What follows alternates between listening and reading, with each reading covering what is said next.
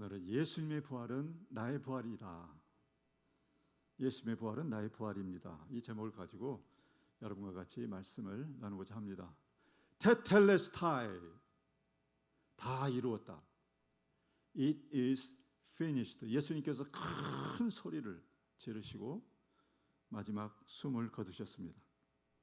마치 이 소리가 신호가 된 것처럼 성소의 휘장이 위에서 아래로 쫙 찢어지고 땅이 진동했습니다. 그리고 바위가 터졌습니다. 무덤들이 열렸습니다. 이 모든 일이 단순한 자연현상으로 보이십니까?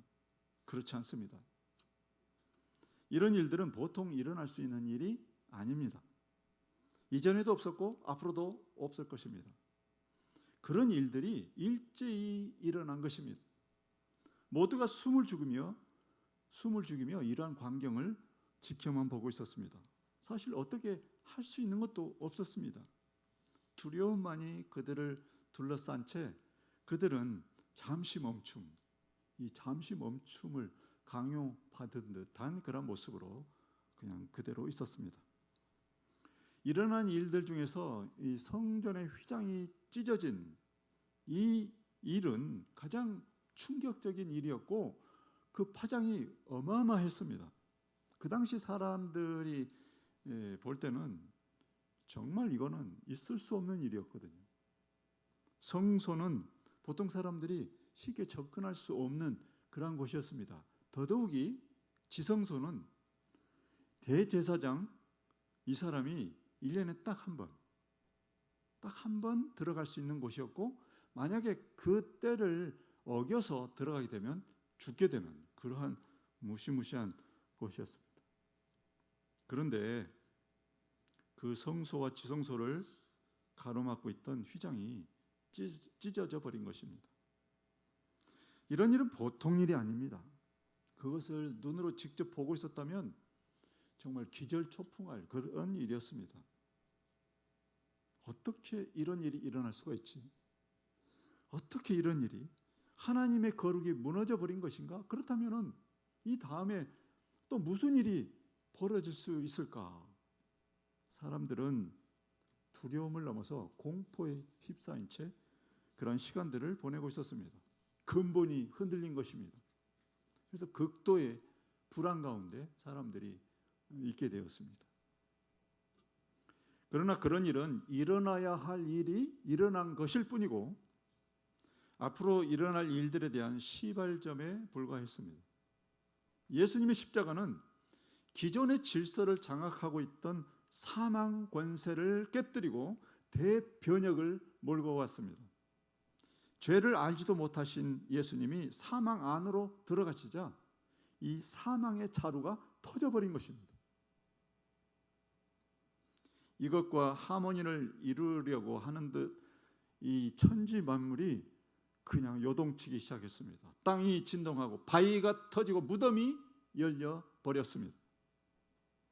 이제 우리의 시선을 무덤으로 옮겨볼까요? 슬픔에 잠긴 그 여인들의 발걸음을 따라가 봅시다. 예수님이 십자가에서 돌아가신 것도 모자라서 그들은 그곳에서 또 한 번의 충격을 받게 되었습니다. 그들이 무덤 앞에 이르자 이 돌이 옮겨져 있었습니다. 그리고 그 돌 위에 천사가 앉아 있었어요. 이것만 보고도 정말 기절할 것 같은데 무덤 안에는 예수님의 시신이 없었습니다. 그런데 바로 그 자리에서 놀라운 메시지가 선포됩니다. 놀라운 메시지. 그가 말씀하시던 대로 살아나셨느니라. 사랑하는 성도 여러분, 우리는 이 말씀 앞에서 지금 자신이 어디에 있는지 한번 돌아보기를 원합니다. 아직도 두려움 속에 머물러 있는지 아니면 부활의 기쁨을 누리고 있는지 차이는 단 하나입니다. 부활을 실감하느냐 실감하지 못하느냐입니다. 부활을 실감할 때 종전에 가지고 있던 그 두려움은 기쁨이 됩니다. 물론 아직 두 감정이 공존하고 있을 수 있습니다. 아직도 가슴은 콩닥콩닥 뛰고 그런 상태에서 그 뱃속 아주 깊숙한 이 아래에서부터 알 수 없는 기쁨이 이렇게 솟구쳐 올라오는 그 상태, 두 가지가 공존하는, 그것을 성경은 다음과 같이 표현하고 있습니다. 그 여자들이 무서움과 큰 기쁨으로 빨리 무덤을 떠나 제자들에게 알리려고 다름질할세. 사랑하는 성도 여러분, 이러한 반전의 아이러니는 우리의 삶에 엄연히 자리 잡고 있습니다. 기왕이면 두려움 다음에 기쁨이 있는 것이 좋겠죠. 기쁨이 있다가 두려움이 임하면 그건 비극입니다. 많은 사람들은 돈이나 명예나 권력이나 이런 것들을 손에 쥐게 되면 엄청나게 기뻐합니다. 마치 모든 것을 다 가진 것처럼. 그래서 근심 걱정이 다 사라진 것 같은 그러한 기분에 사로잡힙니다. 그러나 거기에 취하다 보면은 닥쳐오는 재난에 둔감해질 수 있습니다. 분명한 사실이 하나 있습니다.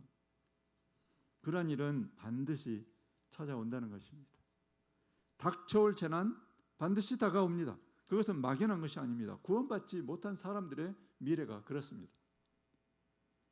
그런 것을 볼 수 있는 영적인 통찰력이 없기 때문에 재난이 닥쳐오는 줄도 모르고 희희낙낙하며 흥청망청 살고 있는 것입니다. 큰 그림으로 우리가 그것을 볼 때 이것은 너무나도 어이가 없는 그러한 일이겠죠. 정반대의 경우가 믿는 사람들이 살아가는 그러한 현실이라고 우리가 말할 수 있습니다. 비록 지금은 여러 가지 불편한 현실들이 앞에 놓여 있을지라도 다가올 기쁨의 날을 바라보면서 그 모든 것을 참는 것입니다. 그러한 믿음이 부도날 가능성은 전혀 없습니다. 그러니까 안심하십시오. 사도 바울이 그것에 대해서 다음과 같이 말했습니다. 만일 그리스도 안에서 우리가 바라는 것이 다만 이 세상의 삶뿐이면 모든 사람 가운데 우리가 더욱 불쌍한 자이리라. 그러나 이제 그리스도께서 죽은 자 가운데서 다시 살아나사 잠자는 자들의 첫 열매가 되셨도다. 할렐루야. 예수님의 부활은 우리에게 확실한 보증입니다. 이게 흔들리지 않는 하나의 보증입니다. 예수님이 살아나심으로 모든 것은 새롭게 해석됩니다. 휘장이 찢어졌습니다.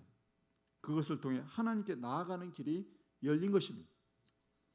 죄인이 감히 나아갈 수 없었던 하나님 앞, 하나님께로 가는 살길, 그 길이 우리 앞에 열린 것입니다.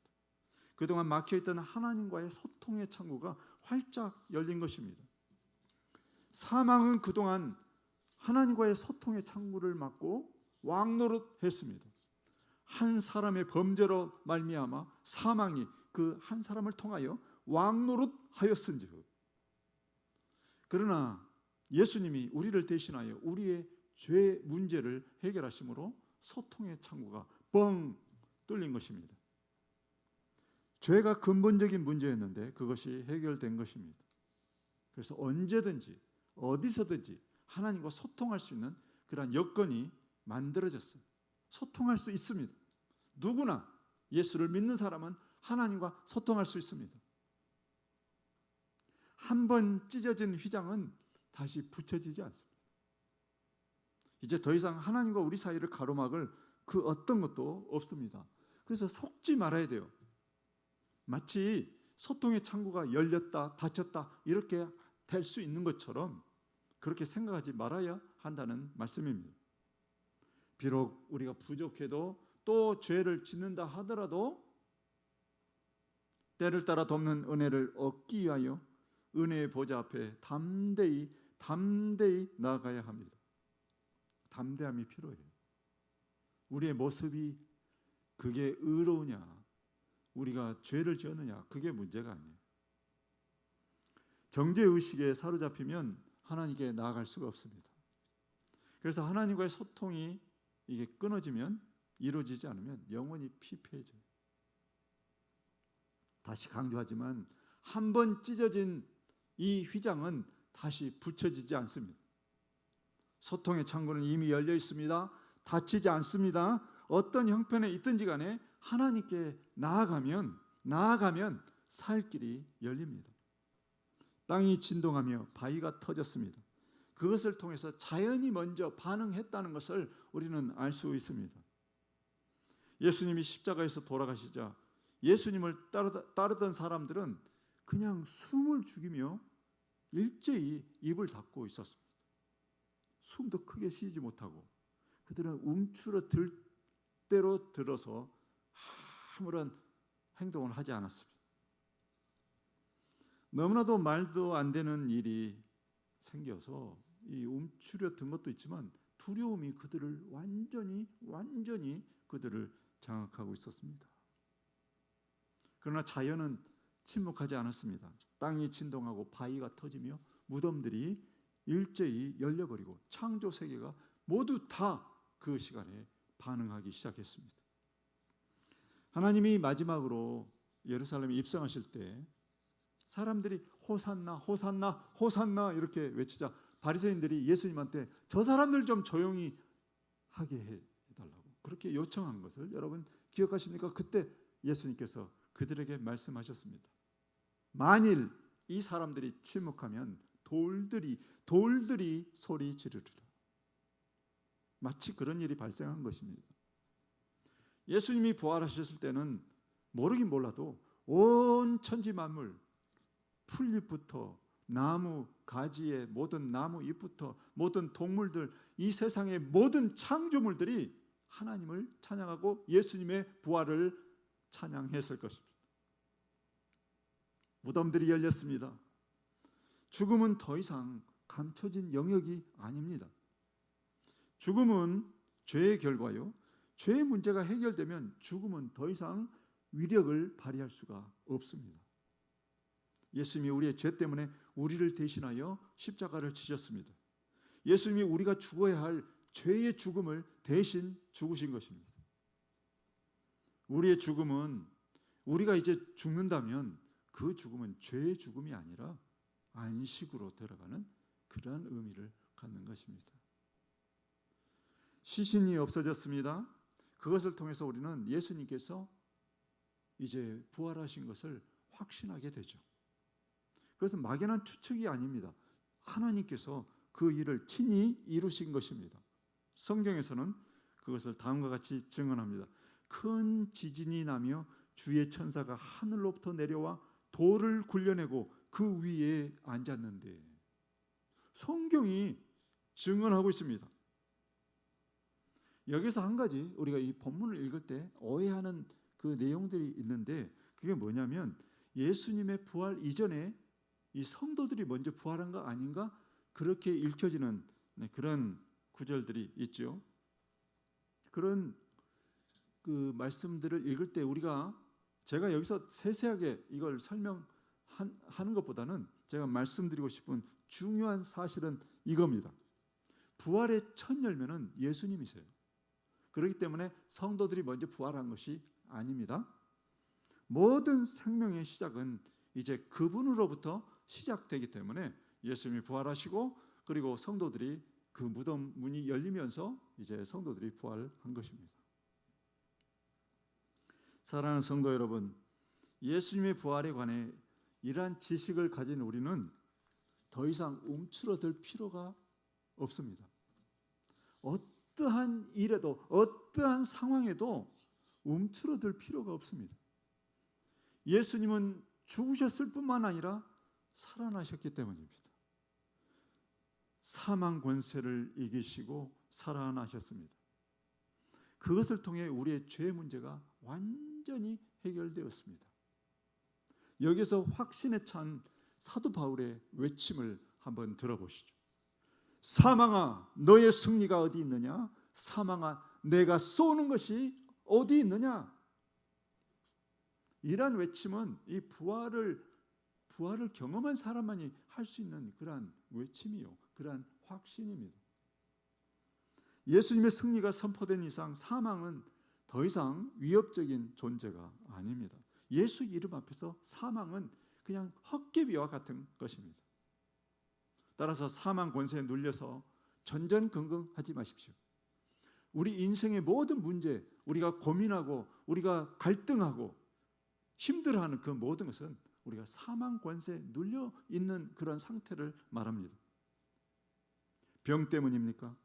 사업 실패 때문입니까? 일이 잘 안 풀립니까? 그것 때문에 눌리십니까? 이게 바로 사망 권세에 눌리는 것입니다. 그러나 그것들은 모두 다 허상입니다. 실상은 예수님의 부활뿐입니다. 사람들은 눈에 보이는 것을 실상이라고 말하죠. 그러나 성경은 다르게 이야기합니다. 보이는 것은 잠깐이요, 보이지 않는 것은 영원함이라. 눈앞의 현실이 아무리 크게 보일지라도 그 이면에 자리 잡고 있는 실상을 볼 수 있어야 합니다. 그것이 부활입니다. 사망 권세는 그 앞에 꼬꾸라졌습니다.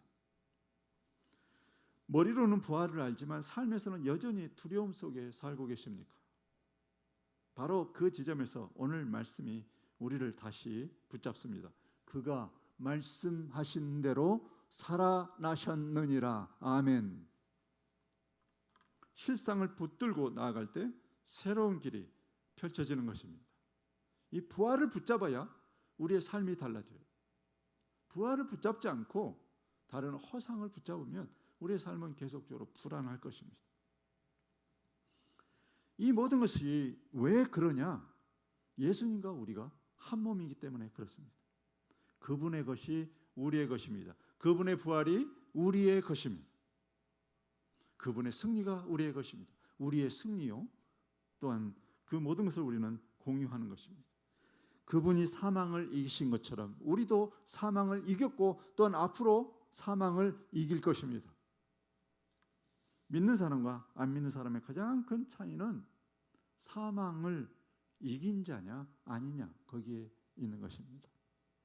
우리는 사망을 이긴 자입니다. 미래의 일이 아닙니다. 이미 사망을 이겼습니다.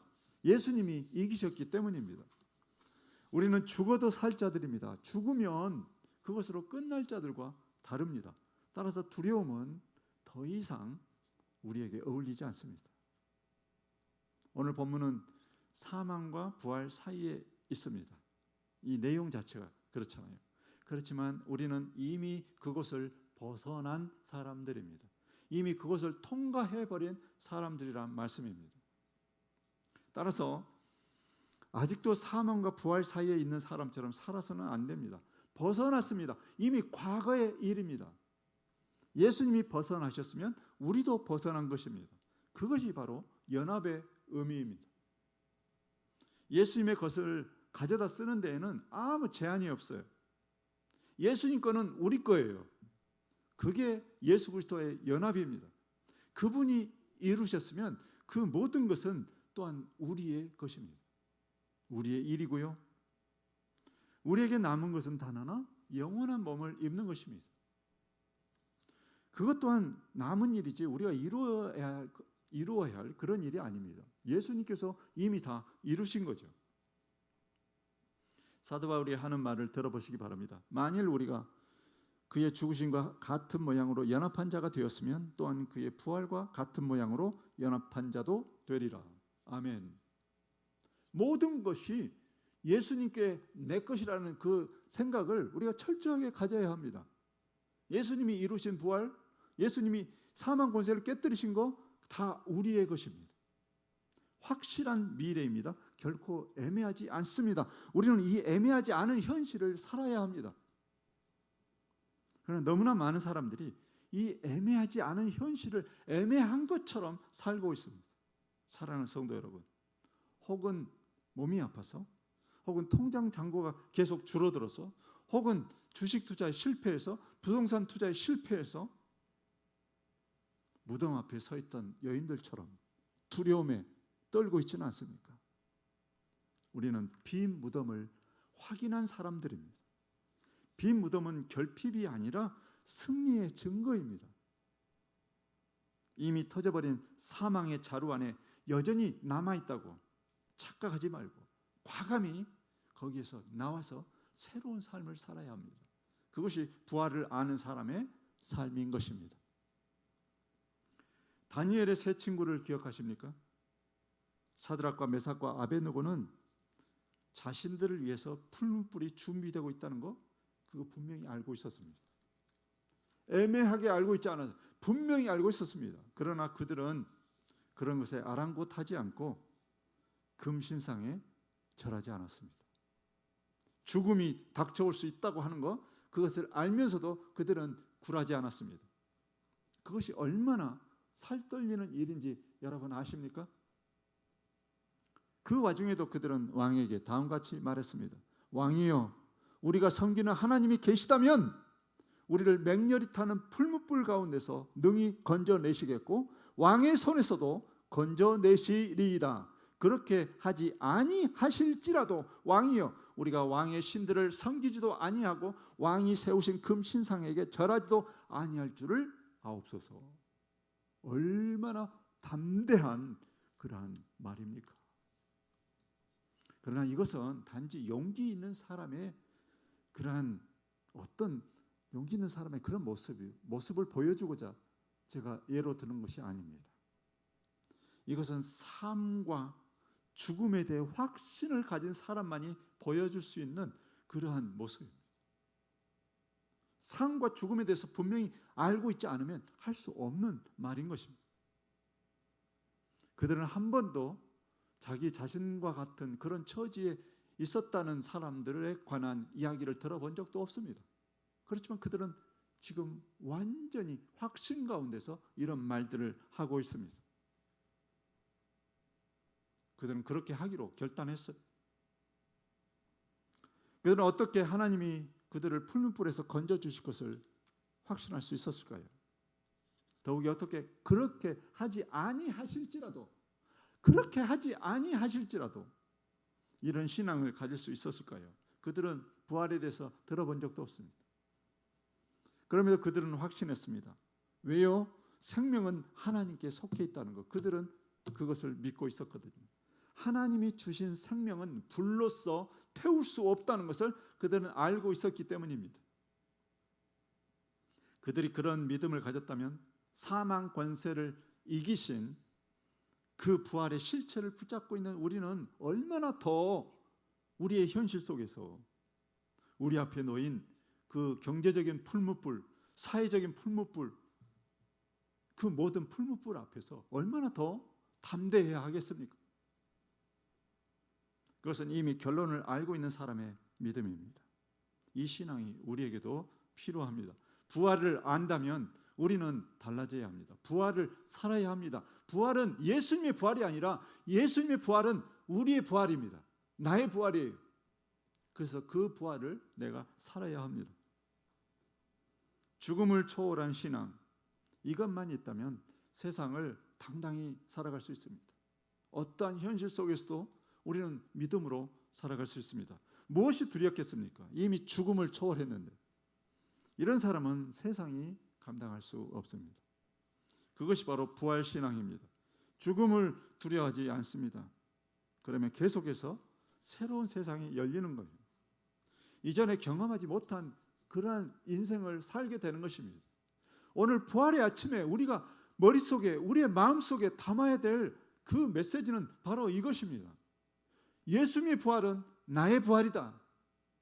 나는 이 신앙을 가지고 살겠다. 죽음을 두려워하지 않겠다. 나의 상황이 어떤 상황이어도 나는 거기에 개의치 않겠다. 부활을 알기 전에는 두려움이지만 부활의 실체를 깨닫는 순간 그 두려움은 기쁨으로 바뀝니다. 세상은 여전히 두려워하지만 우리는 이미 그곳을 지난 사람들, 이미 지난 사람들. 그래서 똑같이 그 상황을 받아들여서는 안 됩니다. 다시 두려움으로 돌아가지 마십시오. 이 승리의 확신 가운데 살아가시는 여러분 되시기를 바랍니다. 오늘 그러한 은혜가 여러분과 함께 하시기를 예수님의 이름으로 축복합니다. 하나님 아버지 감사합니다. 하나님의 은혜로 우리가 이 부활의 아침을 맞았습니다.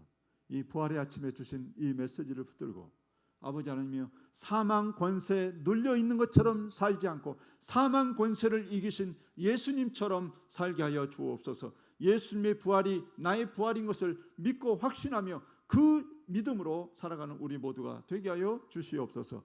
예수님의 이름으로 기도하옵나이다. 아멘.